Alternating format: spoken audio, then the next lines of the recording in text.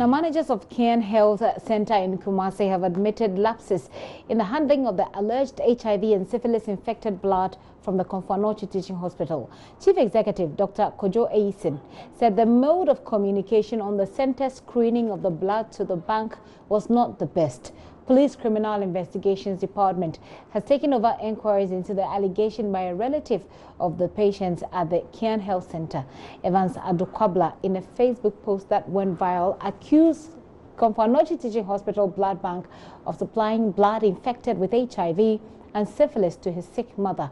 Dr. Eyisin, an internal health specialist, tells Nshua FM's Ohim Interior he takes blame for whatever has happened, although he maintains his decision was without malice. Ohim Interior has been speaking to him. He joins me on the line. Now, before we get details of that, of what the doctor has been saying, we understand that the blood sample is being sent to Accra. Do we know why? Yes, Gifty, we do know why there's blood in question has been sent to Accra under the guard of the Police Criminal Investigations Department. It's been in dispute because a young man, Evans Adokwabla, claimed that the blood that he received from Komfo-Anokye for his sick mom, who at that time was on admission at the Kean Health Center in Kumasi, has proven to be HIV and syphilis positive. So since Friday, he has held on to the blood until Saturday afternoon, and when police CID took custody of the blood in the presence of officials of the National AIDS Control Program, the police, and then myself. And the consensus is that police will investigate. But as part of the investigations, they have to send it to the public health lab in Accra for laboratory tests to establish the veracity or otherwise of this claim by the Kean Medical Center that, according to managers, they did only screening, but it wasn't a confirmation. Was there a mix-up in the blood samples that went through the test? Or can we confirm that? I would say there was a mix-up.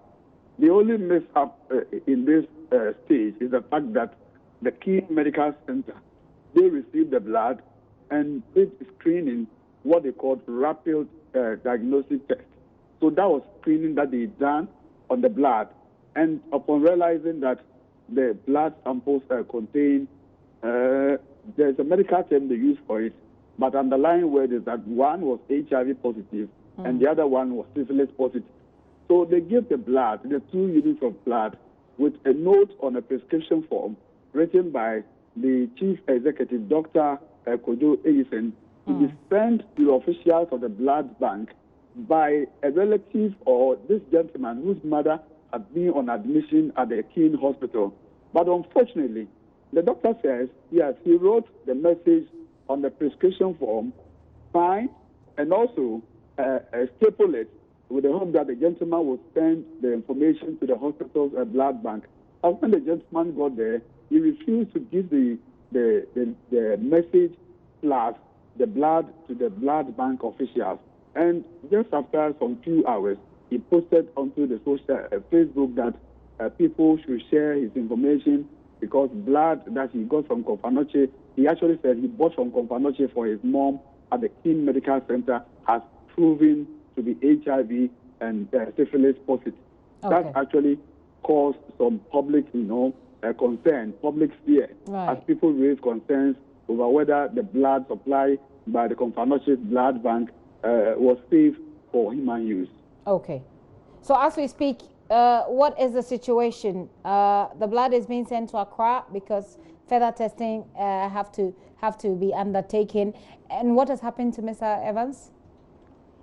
Mr. Evans, according to the police, is not being treated as suspect, but he's being treated as a complainant in this case. So once the blood has been sent to Accra, where the Food and Drugs Board Authority officials plus the National AIDS Control Program and all the relevant bodies will be there to supervise AIDS testing, and the police, they hope that they will be able to give a confirmation of whether the blood were indeed HIV and syphilis positive.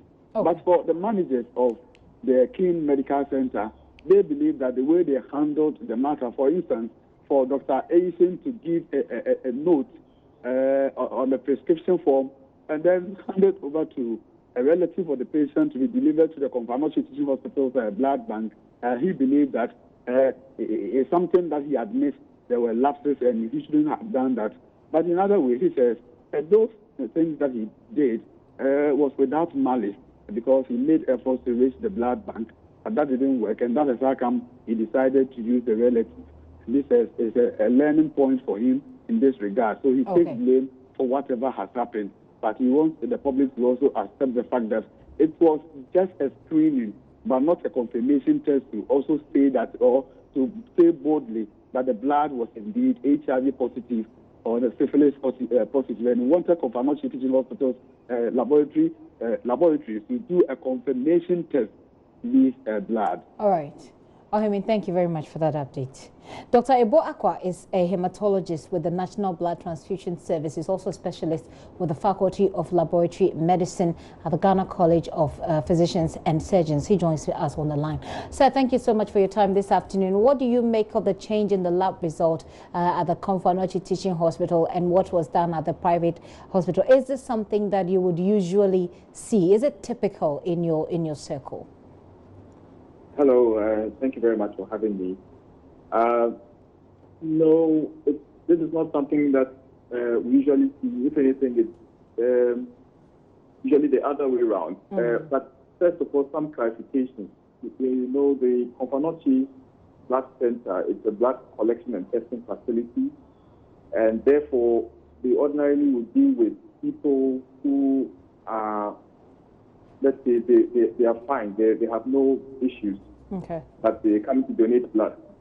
And so therefore, if such a person actually does have an infection, in this case, we are speaking about HIV or syphilis, you need to have testing methods which are more sensitive to pick up the agent in someone who is ostensibly well.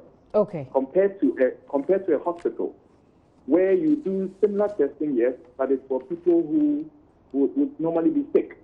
And therefore, you don't need as much stringent test methods to pick up the same organism. Right.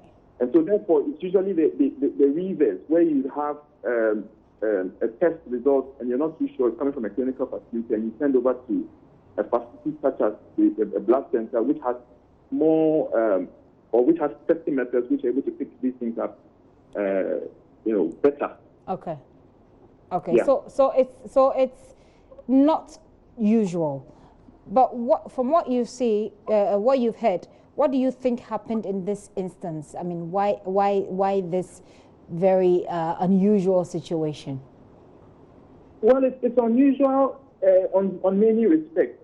First of all, we typically don't have the case that a clinical facility would test a unit coming from a blood collection center, because clinical facilities typically are using rapid test kits. The sensitivity is not the same as the more advanced testing used at the blood collection centers, such as we have at Confanochi. So I don't know why the testing was done. I mean, they can clarify that. Because then you're open to a situation like this, where you have a result and you're not quite sure what to make up of it. Right.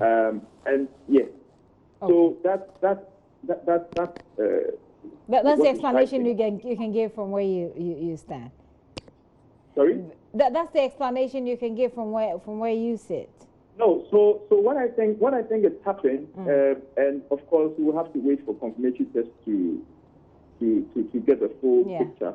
Yeah. But what probably has happened is you are dealing with a testing method which was employed at a private facility, which it's not as sensitive, and so therefore can make mistakes in terms of saying that there is an organism or there is not an organism. To give you a typical example, if someone feels like they have malaria, you can go to a pharmacy Well, first of all, most people would say they have malaria because they feel, their mouth is, funny. They're not feeling well. That for somebody is confirmatory for malaria because they think they know their system. But a higher version of that would be to use a rapid test, which you can pick up from a pharmacy. Okay. Right, but that also is not 100% sensitive. Right. A higher version of that would be to actually take blood and look under the microscope and see if you can pick up the malaria parasite.